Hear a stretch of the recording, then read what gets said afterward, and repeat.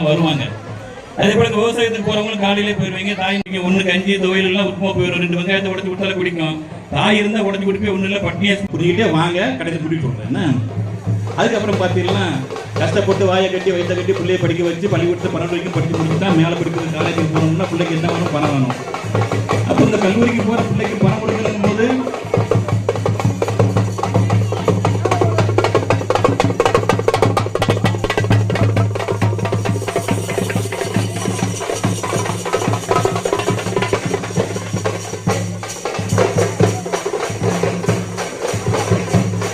தலைவர் கலைஞர் புகழ், தலைவர் கலைஞர் புகழ், தலைவர்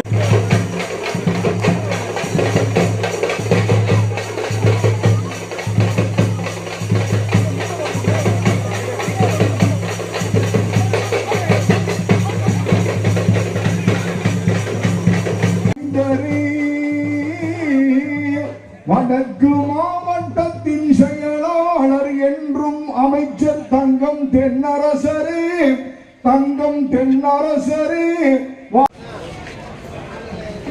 வாயை கட்டி வயிற்ற கட்டி பிள்ளைகளை 12 வரைக்கும் படிக்க வச்சிருவோம். பிள்ளைகளுக்கு குடும்பத்துறை பிள்ளை மேல் படிப்பு படிக்கணும், முதல் பட்டையை வாங்கணும்னு சொல்லி காலேஜுக்கு அனுப்புனா மாதம் 1000 ரூபாய். இந்த மாதம் 1000 போது வருஷத்துக்கு 12,000 ரூபாய் அந்த பிள்ளைங்களுக்கு கல்லூரி படிப்பு பணத்துக்கு சரியாயிரு. அதே அறிவிக்கின்ற திட்டங்கள் அனைத்தும் மக்களிடம் சேர்கிறதா என்று கண்டுகொண்டு அனைத்தையும் சேர்ப்பதற்கு வழி செய்து எவ்வளவோ சோதனைகள் சாதனைகள் மத்தியில் பொறுப்பெடுத்தோம்.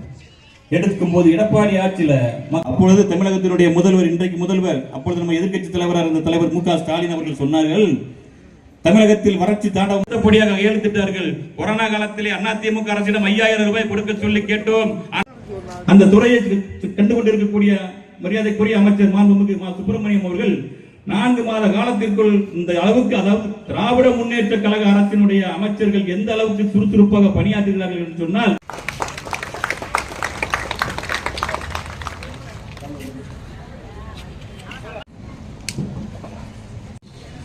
நாடு போற்றும் 4 ஆண்டு தொடரட்டும் பல்லாண்டு என்னும் வகையிலே வந்து உழைத்துக் கொண்டிருக்கக்கூடிய மாண்புமிகு முதலமைச்சருடைய ஆட்சியில் நடைபெற்றுக் கொண்டிருக்கக்கூடிய சாதனைகளை எல்லாம் பட்டியலிட்டு உங்களிடத்திலே விளக்கக்கூடிய ஒரு வாய்ப்பாக அமைந்திருக்கக்கூடிய இந்த மாபெரும் பொதுக்கூட்டத்திற்கு தலைமையேற்றிருக்கக்கூடிய திருச்சுழி தெற்கு ஒன்றிய கழகத்தின் செயலாளர், முன்னாள் ஒன்றிய பெருந்தலைவர் அன்பிற்குரிய அண்ணன் பொன்னுத்தம்பி அவர்களே, நேர்த்தரத்தோடு இந்த பொதுக்கூட்டத்தை ஒரு மாபெரும் எழுச்சிமிக்க ஒரு நிகழ்ச்சியாக இன்றைக்கு நடத்தி கொண்டிருக்கக்கூடிய ஒன்றிய கழக அருமை தம்பி சந்திரபாண்டியன் அவர்களே,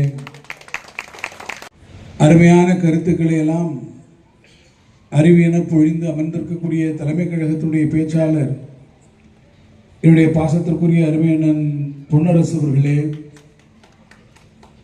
வணக்கத்தை நன்றியும் நான் தெரிவித்துக் கொள்ள விரும்புகிறேன். திருச்சுழி நகரில் நீண்ட காலத்திற்கு பிறகு ஒரு பொதுக்கூட்டத்தில் உங்களை எல்லாம் சந்திக்கக்கூடிய ஒரு வாய்ப்பை நான் பெற்றிருக்கிறேன். அரசு பணியில், அமைச்சு பணியில் ஈடுபட்டிருக்கக்கூடிய காரணத்தால் பொதுக்கூட்டங்கள் போன்ற கழக நிகழ்ச்சிகளிலே நாங்கள் அடிக்கடி கலந்து கொள்ள முடியாத ஒரு நிலை இருந்தாலும், திருச்சுழியை பொறுத்த மட்டில் இது என்னுடைய தாய்மடி என்கின்ற வகையில் நான் பலமுறை திருச்சுழியிலே பல்வேறு அரசு நிகழ்ச்சிகளிலே, பல்வேறு நலத்திட்ட நிகழ்ச்சிகளிலே, பல்வேறு தனிப்பட்ட வகையிலான நிகழ்ச்சிகளிலே நான் தொடர்ந்து கலந்து கொண்டிருக்கிறவன் என்பதை நீங்கள் நன்றாக அறிவீர்கள். எனவே உங்களை தொடர்ந்து சந்தித்துக் கொண்டிருக்கக்கூடியவன் ஏதோ ஒரு அத்தி பூத்தார் போர் என்று சொல்வார்களே, அதை போல ஆடிக்கு ஒரு நாள் அமாவாசைக்கு ஒரு நாள் வராமல் என்றும் உங்கள் நிழலிலே இருக்கக்கூடியவர்கள் நாங்கள் என்கின்ற காரணத்தால் நீண்ட நேரமாக நீங்கள் உட்கார்ந்து கொண்டிருக்கக்கூடிய உங்களுடைய வசதியையும் கருதி சொல்ல வேண்டிய கருத்துக்களை எல்லாம் என்னுடைய முன்னாலே பேசியிருக்கக்கூடிய நான் பொன்னரசு அவர்கள் சொல்லியிருக்கக்கூடிய காரணத்தால் மிக சுருக்கமாக என்னுடைய உரையை நான் முடித்து உங்களெல்லாம் உங்களுடைய இல்லங்களுக்கு பாதுகாப்பான முறைகளை நீங்கள் சென்றடைய வேண்டும் என்கின்ற அந்த வேண்டுதலோடு ஓரிரு கருத்துக்களை சொல்லி என்னுடைய உரையை நான் நிறைவு செய்ய விரும்புகிறேன். 4 ஆண்டுகளை திராவிட முன்னேற்றக் கழகம் நிறைவு செய்திருக்கிறது ஆட்சி பொறுப்பில். 2021ஆம் ஆண்டு இதே போல மே மாதம் 7ஆம் தேதி உங்களுடைய பேராதரவினால் திருச்சுழி தொகுதியினுடைய சட்டமன்ற உறுப்பினராக நான் 4வது முறையாக, இன்னும் சொல்ல வேண்டும் என்று சொன்னால் 5வது முறையாக தேர்ந்தெடுக்கப்பட்டு சென்னை செயின்ட் ஜார்ஜ் கோட்டைக்கு நீங்கள் என்னை அனுப்பி வைத்தீர்கள். உங்களாலே தேர்ந்தெடுக்கப்பட்ட எம்எல்ஏ, உங்களாலே உருவாக்கப்பட்ட சட்டமன்ற உறுப்பினர் என்ற வகையில் நம்முடைய மாண்புமிகு முதலமைச்சர் தமிழ்நாட்டினுடைய தொழில் அமைச்சராக பணியாற்றக்கூடிய ஒரு வாய்ப்பை எனக்கு வழங்கினார்கள். தொழில் அமைச்சராக மாத்திரமல்ல, தமிழ் வளர்ச்சிக்கும் நீதான் அமைச்சர், தொல்லியல் துறைக்கும் நீதான் அமைச்சர், புள்ளியியல் துறைக்கும் நீதான் அமைச்சர், வளர்ச்சித்துறைக்கும் நீதான் அமைச்சர், ஏன் இன்னும் சொல்ல வேண்டும் என்று சொன்னால் அருங்காட்சியகங்கள் துறைக்கு கூட நீதான் அமைச்சர் என்று அந்த பொறுப்புகளை எல்லாம் எனக்கு சூட்டி அழகு பார்த்த நம்முடைய மாண்புமிகு முதலமைச்சர் அவர்கள் தமிழ்நாட்டினுடைய மின்சாரத்துறைக்கும் ஒரு காலத்தில் நீ அமைச்சராக இருந்த அந்த பணியை பார் என்று எனக்கு உத்தரவிட்டு அதன் பின்னாலே நிதி அமைச்சராக, சுற்றுச்சூழல் துறையினுடைய அமைச்சராக, இப்படி இந்த 4 ஆண்டு காலத்திலே நீங்கள் எனக்கு எம்எல்ஏவாக அளிக்கக்கூடிய அந்த வாய்ப்பினால் நம்முடைய முதலமைச்சர் அவர்கள் இத்தனை பொறுப்புகளையும் எனக்கு அளித்து நாட்டு மக்களுக்காக நீ பணியாற்றி என்று எனக்கு அவர்கள் உத்தரவிட்டிருக்கிறார்கள். அவருடைய எண்ணத்தை நிறைவேற்றக்கூடிய வகையிலே நான் உட்பட அமைச்சர் ஒரு மக்கள் இன்றைக்கு களத்திலே பணியாற்றி கொண்டிருக்கிறோம். ஆட்சி பொறுப்புக்கு நாங்கள் வருகிற போது கொரோனா காலம், அந்த கொரோனா காலத்தில் சுவாசிப்பதற்கு கூட ஆக்சிஜன் கிடைக்குமா என்ற நேரத்தில் ஒரு முதலமைச்சர் தான் பாதுகாப்பு உடைகளை எல்லாம் அணிந்து கொண்டு இருக்கக்கூடிய அந்த அவசர நிலை வார்டுக்குள்ளே, கொரோனா வார்டுக்குள்ளே சென்று எல்லோருக்கும் ஆக்சிஜன் கிடைக்கிறதா, சுவாசிப்பதற்கு பிராணவாயு கிடைக்கிறதா என்பதை உறுதி செய்த ஒரே முதலமைச்சர் இந்த இந்திய திருநாட்டிலே ஒருவர் இருக்கிறார் என்று சொன்னால் அவர் நம்முடைய முதலமைச்சர்.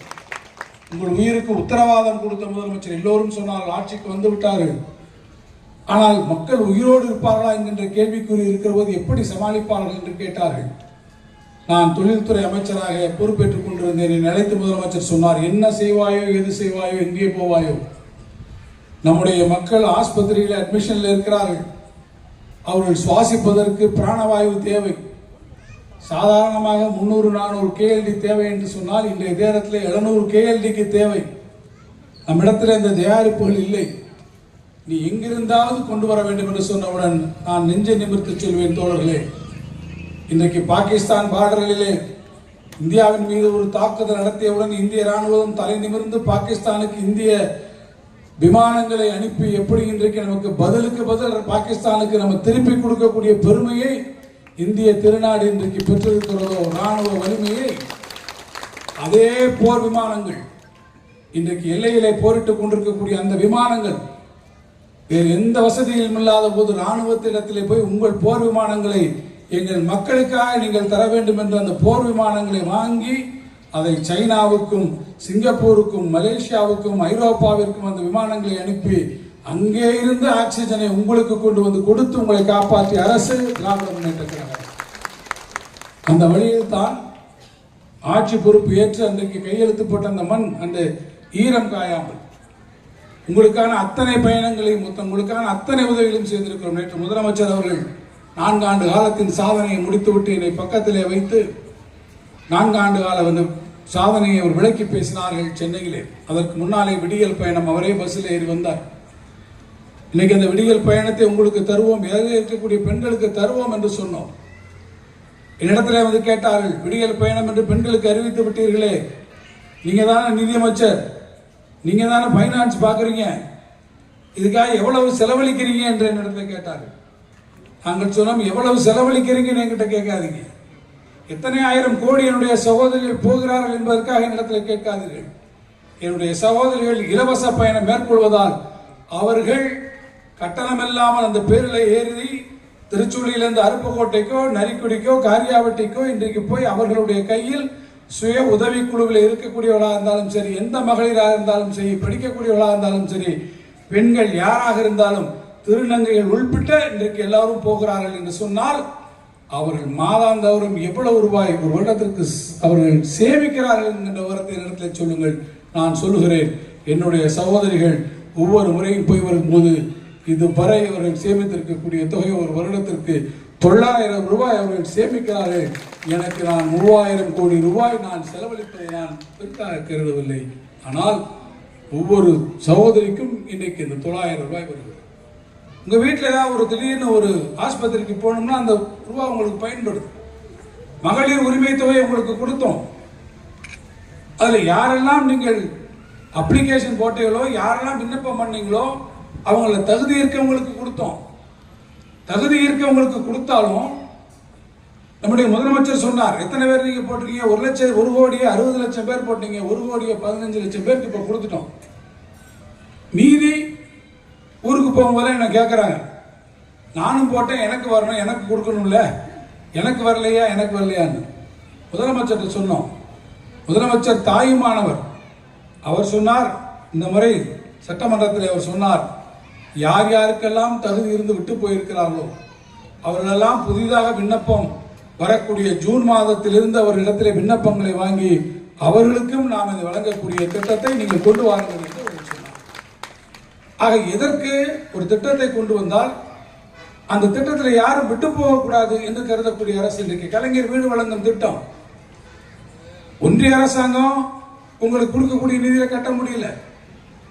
இன்னைக்கு நாம் நிதி அமைச்சர் ஒன்றிய அரசாங்கத்தில் போய் பணம் கேட்டு வாங்குறதுக்குள்ள படாத பாடு. வேற ஒன்றும் இல்லம்மா, நிறைய பொம்பளையால் வந்திருக்கீங்க, பெண்கள் வந்திருக்கீங்க. 100 நாள் வேலை, 100 நாள் வேலைக்கு போன நவம்பர் மாசத்தோட வேலை பார்த்தவங்க யாருக்கும் சம்பளம் வரல. நான் ஊருக்கு போனா கிராமத்துக்குள்ள போகும்போது பொம்பளையாளுக்கு எல்லாரும் வந்து என்னப்பா சம்பளம் வரல, சம்பளத்தை வாங்கி கொடுன்னு கேட்டாங்க. நான் இங்கிருந்து நேரம் அங்கே போய் கேட்டேன். அங்கே இருக்கக்கூடிய நிதியமைச்சர் அவர்களை நான் நேரடியாக சந்தித்து கேட்டேன். அவர்களும் உடனடியாக சம்பந்தப்பட்ட துறை அமைச்சரை அழைத்து நிதியமைச்சர் சொன்னார், ஒன்றிய நிதியமைச்சர் அவர்கள் அம்மையார் அவர்கள் சொன்னார்கள், நீங்க உடனடியாக போய் பாருங்கன்னா போய் பார்த்தோம், பணம் வரல. மீண்டும் மீண்டும் வலியுறுத்தினோம், போராட்டம் கூட நடத்தினோம். இவ்வளவுக்கும் பிறகு போன நவம்பர் மாதம் வர வேண்டிய தொகை இந்த ஏப்ரல் மாதம் இப்போது 2999 கோடி ரூபாய் இன்றைக்கு வந்திருக்கிறது என்று சொன்னால் நாங்கள் சொன்னோம், வந்திருக்கக்கூடிய தொகை நம்முடைய ஏழை தாய்மார்களுடைய உழைப்பினுடைய வியர்வைக்கான அவர்களுக்கு கொடுக்க வேண்டிய தொகை என்று நவம்பர் மாதம் வந்திருக்கணும். இத்தனை நாள் எங்கே அந்த தொகை வராமல் இருக்கிறது? ஒன்றிய அரசாங்கத்தில் இருக்கிறது. தொடர்ந்து இன்றைக்கு வலியுறுத்தி அந்த பணத்தை போய் வாங்கி கொண்டு வந்து இன்றைக்கு எல்லோரிடத்திலும் கொடுங்கள் என்று சொல்லக்கூடிய ஒரு ஆட்சி. காரணம், நீங்கள் கஷ்டப்படக்கூடாது என்று நினைக்கக்கூடிய ஒரு ஆட்சி. மகளிர் உரிமை தொகை எதுக்கு கொடுக்கிறோம்? ஆளுக்கு 1000 வாங்கிட்டு போங்கன்னா இல்லை. அதுக்கு பின்னால் இருக்கக்கூடிய தாற்பயம் என்னவென்று கேட்டால், உங்க வீட்டில் ஒரு செலவு வரும், எதிர்பாராத ஒரு செலவு வரும். உங்க கையில ஒரு 10 ரூபாய் இருந்தால், பெண்கள் கையில ஒரு 10 ரூபாய் இருந்தால் அந்த 10 ரூபாய் என்பது சேமிப்புக்கு போகும்.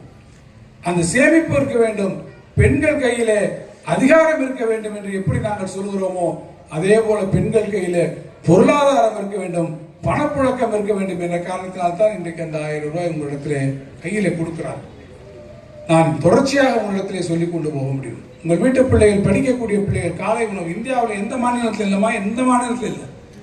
காலையில போய் சாப்பிட போகக்கூடிய அந்த பிள்ளைகளுக்கு எப்படி மத்தியான சாப்பாடு போடுறோமோ அது மாதிரி காலையிலே சாப்பாடு போட வேண்டும் என்கின்ற அந்த திட்டம் 1 முதல் 5 வரை படிக்கக்கூடிய குழந்தைகளுக்கு உலக நாடுகளே இன்றைக்கு பார்த்து இந்த திட்டத்தை நாங்கள் செய்ய வேண்டும் என்று கேட்கக்கூடிய அளவிற்கு இந்த திட்டம் இன்றைக்கு வந்திருக்கிறது. ஆக்சிடென்ட் ஆனா முன்னாடிலாம் யாரும் போய் சொல்ல மாட்டாங்க, ஆஸ்பத்திரிக்கு எடுத்துட்டு போக மாட்டாங்க, நாளை கோர்ட்டுக்கு வரும்னு சொல்லி. ஆனா இன்னைக்கு நம்மை காக்கும் 48 வந்ததுக்கு பிறகு டெல்லியில இருக்கக்கூடிய அரசாங்கம் ஆள் அனுப்பி தமிழ்நாட்டில் ஒரு வேலையை பார்த்திருக்கீங்களே, ஒரு திட்டத்தை கொண்டு வந்திருக்கீங்களே, இந்த திட்டத்தை நாங்கள் செய்ய வேண்டும் என்று கேட்கிறார்கள். இல்லம் தேடி கல்வி என்கின்ற ஒரு திட்டம் வருகிறது, வீட்டு பிள்ளையை படிக்க வேண்டும் என்றால் நாங்கள் செய்ய வேண்டும் என்று கேட்கிறார்கள். ஆக ஒவ்வொரு நாளும் உங்களுக்காக உழைக்கக்கூடிய ஒரு முதலமைச்சர். நான் நிதியமைச்சர் என்ற வகையில நிதியில் அறிக்கையை பட்ஜெட் போட்டுவிட்டு உங்களிடத்திலே பேசுகிறேன். 4.5 லட்சம் கோடி ரூபாய்க்கு நாங்கள் பட்ஜெட் போட்டிருந்தோம்னா நாட்டில் ரோடு போடணும், பஸ் விடணும், கட்டடம் கட்டணும்னு 1000 வேலை இருந்தாலும் கூட சரி. முக்கியமாக முதலமைச்சர் சொன்னார், அதெல்லாம் நீங்க செய்யுங்க. 2 லட்சம் கோடி ரூபாய் நீங்க வந்து கட்டடம் போடுறதுக்கோ, ரோடு போடுறதுக்கோ, பாலம் கட்டுறதுக்கோ, வேறு எந்த பணிகளுக்கும் நீங்கள் செலவழிங்க. மெட்ரோ ரயில் வருகிறது, நாட்டினுடைய வளர்ச்சி திட்டங்கள் வருது, விமான நிலையங்கள் வருகிறது, ரயில்வே ஸ்டேஷன் வருகிறது. ஆனால் சாமானிய ஏழை எளிய மக்களுக்கு நாம் செய்யக்கூடிய சமூக நலத்திட்டங்கள், சமுதாயத்தின் விளிம்பு நிலையில் இருக்கக்கூடியவர்கள், படிக்கக்கூடிய மாணவர்கள், இன்னைக்கு பாருங்க, நான் முதல்வன் திட்டத்தில் இதுவரை இல்லாத வகையில 47 பேர் நம்முடைய தமிழ்நாட்டில இருந்து IAS கிளியர் பண்ணி வந்திருக்காங்கன்னா அதுக்கு என்ன காரணம்? நாம் கொண்டு வந்திருக்கக்கூடிய திட்டங்கள். நாளைக்கு எனக்கு எதிராக உட்கார்ந்துருக்க உங்க வீட்டு பிள்ளை, ஒவ்வொரு வீட்டு பிள்ளையும் திருச்சூரியில இருந்து, நரிக்குடியில இருந்து, காரியாபட்டில இருந்து, இந்த பகுதியில இருந்து IAS கலெக்டராக, IPS போலீஸ் அதிகாரியாக இங்கிருந்து வருகிறார் என்று சொன்னால் அதுதான் இந்த ஆட்சிக்கு இருக்கக்கூடிய பெருமையை தவிர வேற அல்ல. எனவே அதை நாங்கள் செய்கிறோம். இன்றைக்கு உங்களுக்கு கொடுக்குற ரொம்ப பேர் சொல்றாங்க, நீ 100 ரூபாய் 1000 ரூபாய் கொடுக்குறீங்களா? இது உங்களுக்கான இலவசம் இல்லமா? இலவசம் கிடையாது, இது உங்கள் உரிமை. நீங்கள் பெற வேண்டிய தொகை அதை உங்களுக்கு கொடுக்கிறோம். நம்ம வீட்டு பிள்ளைகள் படிப்பதற்காக இன்றைக்கு தமிழ் புதல்வன் திட்டம் ஆம்பளை பையங்களுக்கு கொடுக்கிறோம். புதுமை பெண் திட்டம் பெண் குழந்தைகளுக்கு சொல்றோம்.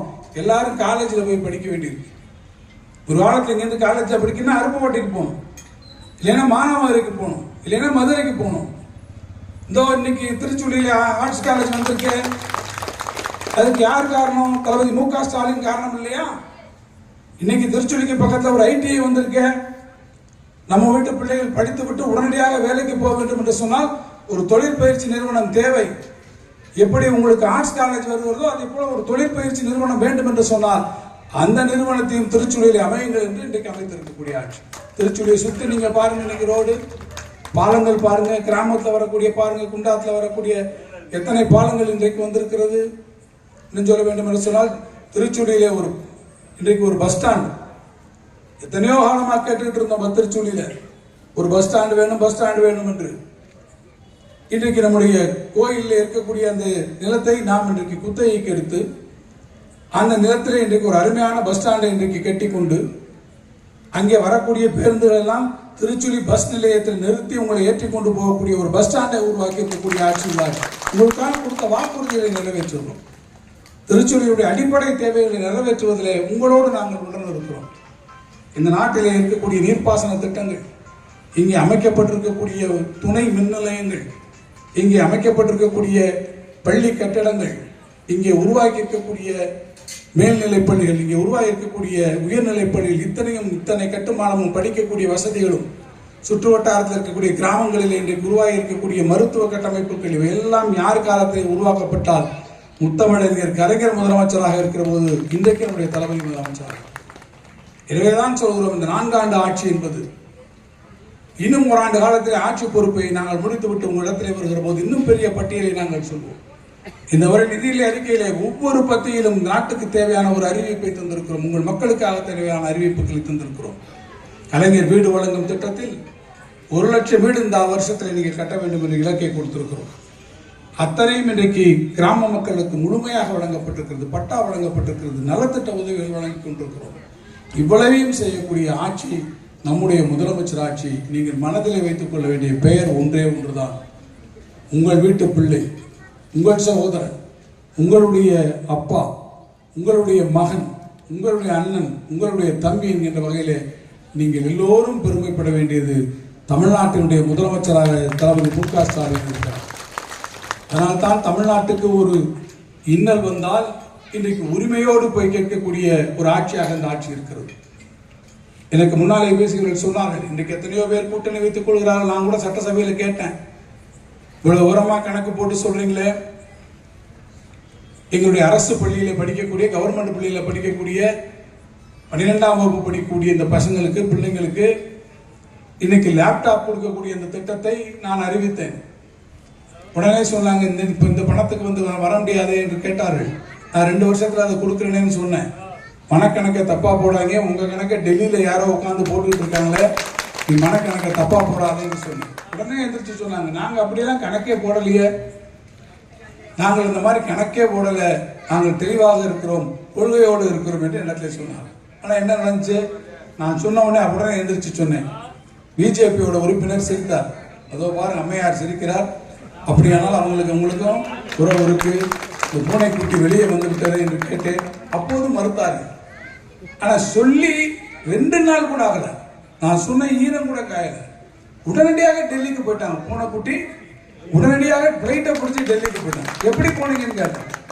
நாங்கள் நாட்டு மக்களுடைய நலங்களை பாதுகாப்பதற்காக போகிறோம், தமிழ்நாட்டுக்கான நலத்திட்டங்களை பேசுவதற்காக போறோம். நாங்கள் அவன் அந்த பேசின ஆள் இருப்பாங்கல்ல, நான் சொல்வேன், கூட பேசின ஆள் இருக்காரு அமித்ஷா, ஒன்றியத்தினுடைய ஹோம் மினிஸ்டர். உள்துறை அமைச்சர். அவர் வெளியே வந்தார். அவர் வந்தவுடனே அவர்கிட்ட கேட்டாங்க, என்ன சார் பேசினார்? நாங்கள் அரசியல் தான் பேசணும். என்ன அரசியல் பேசுறீங்க? கூட்டணிக்கு பேசணும். இல்லை இப்பதான் சொல்றாரு எடப்பாடி பழனிசாமி அவர் வெளியே வந்துட்டு சொல்றாரு, தமிழ்நாட்டுக்கு நாட்டு மக்களுக்கான திட்டங்களை நாங்கள் பேசணும்னு சொல்றாரு. அப்படியா சொன்னாரு? இல்லையே, நாங்கள் அரசியல் தானே பேசணும், நாங்கள் ஒரு கூட்டணி வைக்க போறோம், 2 பேரும் கூட்டணி தான் வர போறோம் அப்படின்னு. இதுல பாத்தீங்கன்னா அவர் என்ன சொன்னார்னா, நாங்கள் 2 பேரும் கூட்டணி தான் வர போறோம், அடுத்து எங்களுடைய தேசிய ஜனநாயக கூட்டணி ஆட்சி தான் வரும்ன்றார். இவங்க வெளியே வந்தோடனே அடுத்து நாங்க தான் ஆட்சி வைப்போம்ன்றாங்க. இப்ப அதுலயே அங்க டெக்கபாராய். நான் இந்த வட்டம் கேட்டேன், யாரு சொல்றது நான் ஏத்துக்கிறது? ஏற்கனவே அங்க போய் ஒன்று சொல்லிட்டு வந்திருக்கீங்க. தமிழ்நாட்டு மக்களை நீங்கள் ஏமாற்ற முடியாது. காரணம், தமிழ்நாட்டு மக்கள் தெளிவான மக்கள். யார் உங்களுக்காக ஒரு திறமையோடு இன்றைக்கு போராடக்கூடிய ஒரு ஆட்சி இன்றைக்கு இருக்கிறது. ஒன்றியத்தில் இருக்கக்கூடிய பிஜேபி ஆட்சி நம்மை புறக்கணித்திருக்கிறது என்று சொன்னால், தமிழ்நாட்டினுடைய உரிமைகளை, மாநிலத்திற்கான அத்தனை உரிமைகளையும் போராடி பெறக்கூடிய ஒரு ஆட்சியாக இன்றைக்கு இருக்கிறது. இந்தியாவிலே யாரும் பெற முடியாத ஒரு தீர்ப்பை இன்றைக்கு சுப்ரீம் கோர்ட் அளவுக்கு நம்முடைய முதலமைச்சர் போய் வாங்கி, தமிழ்நாட்டினுடைய முதலமைச்சர் தான் அனைத்து பல்கலைக்கழகங்களுக்குமான துணைவேந்தர்கள் நியமிக்கக்கூடிய அதிகாரத்தை பெறுவார். நம்முடைய ஜனாதிபதி அவர்களாக இருந்தாலும் கூட ஒரு குறிப்பிட்ட காலக்கெடுவுக்குள் தமிழ்நாடு சட்டமன்றம் நிறைவேற்றக்கூடிய மசோதாக்களுக்கு ஒப்புதல் தர வேண்டும் என்கின்ற அந்த வரலாற்று சிறப்பு மிக்க ஒரு தீர்ப்பை நாம் பெற்றிருக்கக்கூடிய காரணத்தால் தான் இந்தியாவில் இருக்கக்கூடிய அத்தனை மாநிலங்களும் இன்றைக்கு தமிழ்நாட்டை பின்பற்றி கொண்டிருக்கக்கூடிய மாநிலங்களாக இருக்கிறது. எனவே நான் சொல்வேன், உரிமைக்கு நாம் குரல் கொடுப்போம், உறவுக்கு கை கொடுப்போம். நம்முடைய உரிமைகளை, மாநில உரிமைகளை எந்த காலத்திலும் நாம் விட்டுத்தர மாட்டோம். சர்வபரி தியாகத்துக்கும் தயாராக இருக்கக்கூடிய புடம்போட்ட தங்கம் திராவிட முன்னேற்ற கழகம். நான் அமைச்சராக எம்எல்ஏவாக இருக்கிறதுனால இந்த கட்சியில் இருக்கிறேன் என்ற அர்த்தம் கிடையாது. இந்த கட்சி எங்களுடைய உயிரோட்டமாக நாங்கள் வளர்ந்திருக்கக்கூடிய இயக்கம் திராவிட முன்னேற்ற கழகம், திராவிட இயக்கம். இந்த இயக்கம் உங்களுக்கு கேடயமாக இருக்கும். இந்த நாட்டு மக்களுக்கு ஒரு கேடுபாடு வந்தால் உங்களை பாதுகாக்கக்கூடிய படை வரிசையில் முன்னணி சிப்பாய்களிலே மந்திரி பதவி முக்கியமில்லை, உங்களை காப்பாற்றக்கூடிய இந்த படை வரிசையில் முன்னணி சிப்பாய்களில் ஒருவராக இருக்கக்கூடிய இந்த பெருமைதான் தங்கம் தென்னரசுக்கோ மேடையிலே இருக்கக்கூடிய அத்தனை முன்னணிகளுக்கும் இருக்கிறது. எனவே அதை பெறக்கூடிய வரையில் தமிழ்நாடு போராடும், தமிழ்நாடு வெல்லும். அந்த வெல்லக்கூடிய கரங்களுக்கு திருச்சுழியில் இன்றைக்கு பெருந்திரளாக குழுமி இருக்கக்கூடிய நீங்கள் அனைவரும் ஒன்றிணைந்து அனைவரும் திராவிட முன்னேற்ற கழக ஆட்சிக்கு பக்கபலமாக உறுதுணையாக இருந்து மீண்டும் 2026 தளபதி மு.க. ஸ்டாலினுடைய அமைச்சரவை ஆட்சியை நாம் 2வது முறையாக அமைப்போம். திராவிட மாடல் 2.0 ஆட்சி உருவாகும். அந்த ஆட்சியில் இன்னும் நிறைய திட்டங்களை உங்களுக்கு செய்ய காத்திருக்கிறோம் என்று சொல்லி இந்த வாய்ப்புக்கு நன்றி கூறி வணக்கத்தோடு விடைபெறுகிறேன். நன்றி.